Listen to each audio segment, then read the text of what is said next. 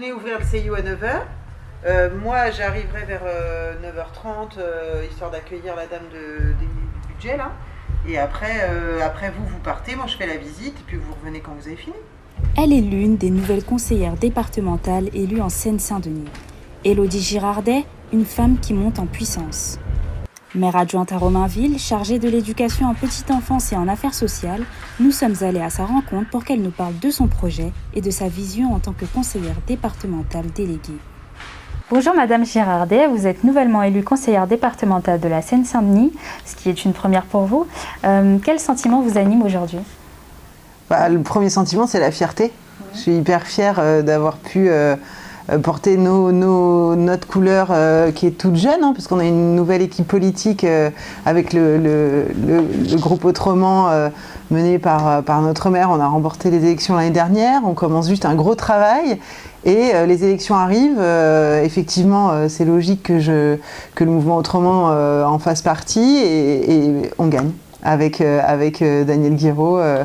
C'est vraiment une grande fierté. Avec votre binôme, vous avez largement remporté les élections dès le premier tour dans le canton de Bagnolet. Quelle était votre force ? La force, c'est déjà le travail fait par Daniel Guiraud, premier vice-président, tout ce qui était compte au niveau départemental, et qui a une grosse expérience, qui a une vraie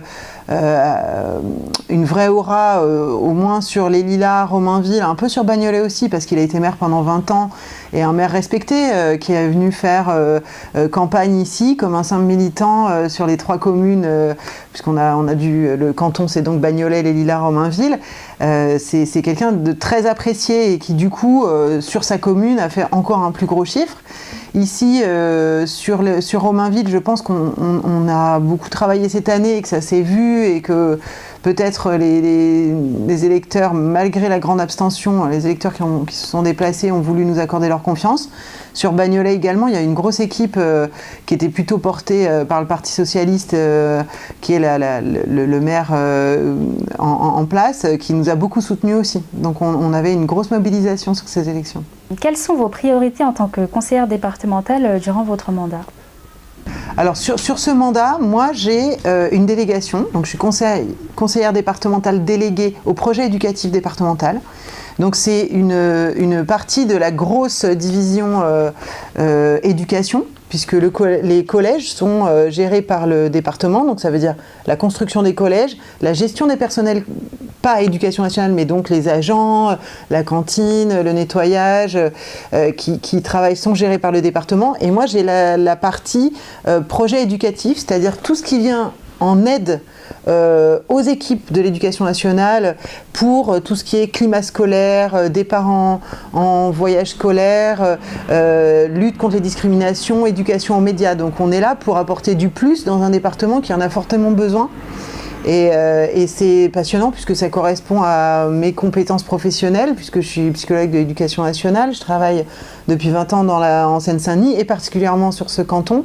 Donc je connais bien les interlocuteurs et les besoins de ce département. Donc je suis ravie de pouvoir avoir cette délégation qui est complètement en lien en plus avec là je suis en charge de l'éducation donc pour les petits, les 0-11. Là d'avoir les collégiens, ça va être les projets éducatifs, c'est vraiment passionnant. Réécriture des projets, il y a un gros axe sur les Jeux Olympiques. Forcément, puisque les Jeux Olympiques vont être un vecteur d'explication. Par exemple, on prend un exemple JO, ça peut être découverte des métiers liés aux JO, comment on construit un nouveau stade, une nouvelle piscine, comment les athlètes vont pouvoir travailler correctement, quel est tout ce qui se met en place pour que ces JO fonctionnent bien. Le tourisme, l'accueil, les transports, donc ça c'est un exemple. Ça peut être faire travailler par exemple un collège sur il y a plusieurs collèges qui en ont bénéficié sur des projets d'éducation aux médias. Suite à l'attentat de Samuel Paty, il y a eu une grosse prise en charge du département sur justement qu'est-ce que c'est une information, comment on gère les réseaux sociaux, comment on va amener à décrypter ces infomédias. Donc là, on est appuyé au niveau départemental par les grands médias qui nous proposent des projets avec des journalistes, avec des mentors. Et les projets éducatifs, ça va de une découverte, un mentorat sur une journée, à un une résidence sur place d'un journaliste, par exemple, qui va rester plusieurs mois. Donc c'est des prestations qui sont variables selon les besoins du collège.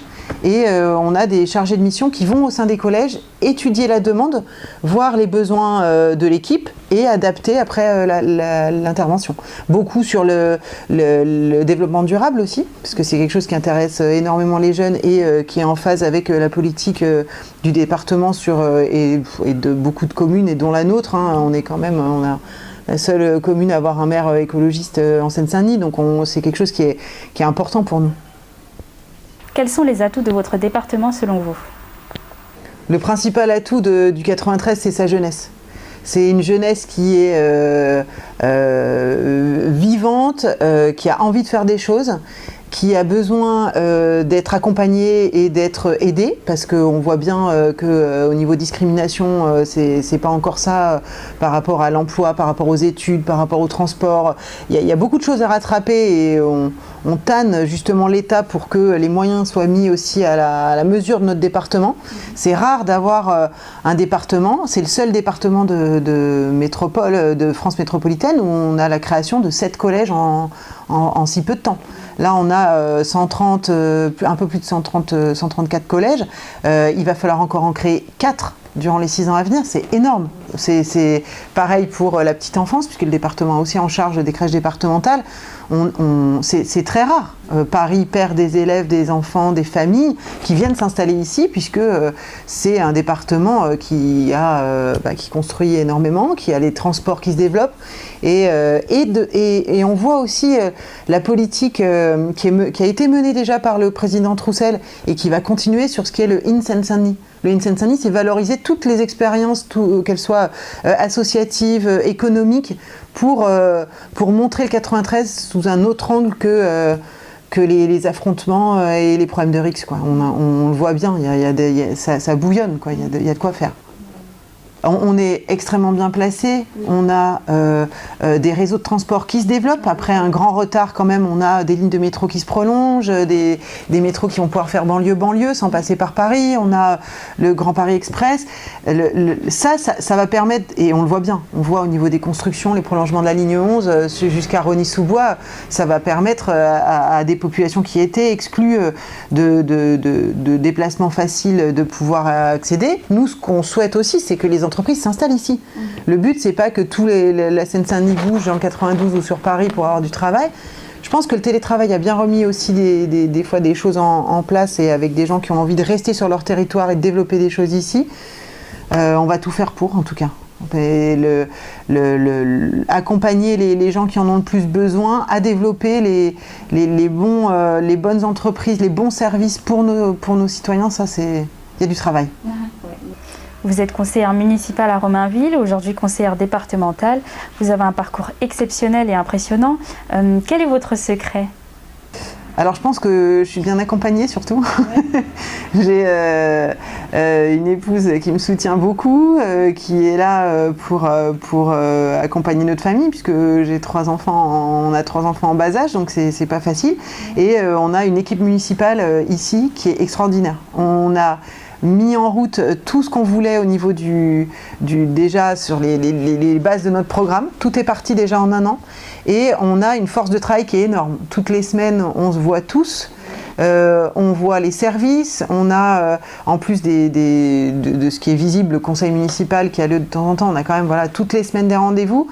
Il y a beaucoup d'événements qui nous mobilisent tous et on travaille en transversal chacun. Donc on a une vision globale de la politique qu'on souhaite mener sur Romainville. Que moi je suis dans l'éducation, mais je vais travailler bien sûr avec la jeunesse, avec le développement durable, avec les solidarités, le handicap, pour les transports, pour avoir la vision la plus juste des besoins pour notre ville, et c'est extrêmement porteur. Lors des élections régionales et départementales, nous avons constaté une large abstention. Peut-on dire de façon générale que la démocratie est en panne en France ? Alors je pense qu'il y a un vrai travail éducatif à faire. Là ça manque cruellement, qui est à quoi servent les élections, à quoi servent les politiques. Donc le travail qu'on fait sur le terrain tous les dimanches, tous les samedis, les soirs, c'est aussi pour dire voilà à quoi on sert, on est là, à quoi ça sert, la politique. Donc au niveau municipal, et on le voit d'ailleurs, puisque c'est les élections, il y a le moins d'abstention, parce que les gens sont là. Moi je suis conseillère maintenant départementale, expliquer ce que fait le département et aller au-delà de la population, c'est quelque chose qu'on voyait peu, parce que la maire précédente était conseillère départementale, mais peu de personnes le savaient. Et porter là déjà, il y a eu les collèges, être dans les collèges, moi en tant que conseillère municipale j'y étais déjà, là je vais y être en tant que conseillère départementale, et expliquer ce qu'on fait comme travail et faire remonter les besoins, ça peut se faire. C'est pas parce que le département est très grand, le département est très grand, mais il est doté de nombreux conseillers départementaux qui sur le terrain doivent faire leur travail. Et l'éducation, elle se fait aussi, c'est pour ça qu'on développe aussi le plus possible les programmes éducatifs en collège et en école primaire. Là, on n'a pas pu avoir notre conseil des enfants. C'est un vrai regret parce que c'est un moment où les enfants découvrent ce qu'est la vie citoyenne, comment on porte un projet. Donc ça s'est fait à la marge avec quelques classes qui sont venues nous contacter. Mais l'année prochaine, on remet le conseil des enfants et on va instaurer le conseil des jeunes aussi. Parce que c'est à ce moment-là où l'engagement citoyen il se passe, c'est à ce moment-là il faut les soutenir et leur dire bah oui, on n'est pas juste là pour mettre des gens dans des cases, des politiciens qui vont travailler, mais non, c'est vous qui nous apportez la matière. Merci beaucoup Madame Girardet de nous avoir reçus. Est-ce que vous avez un petit mot de fin pour nous ? Alors le mot de la fin, j'ai envie de dire, on a envie de continuer, on est motivé, on a besoin des habitants et ils nous font bien sentir pour des remarques négatives, positives, on a des bons retours, on a encore des interrogations. On est là, n'hésitez pas, là, le Covid s'éloigne un petit peu et nous permet de revenir en contact avec la population. Venez nous voir cet été, venez nous voir à la rentrée, on a encore plein de choses à faire.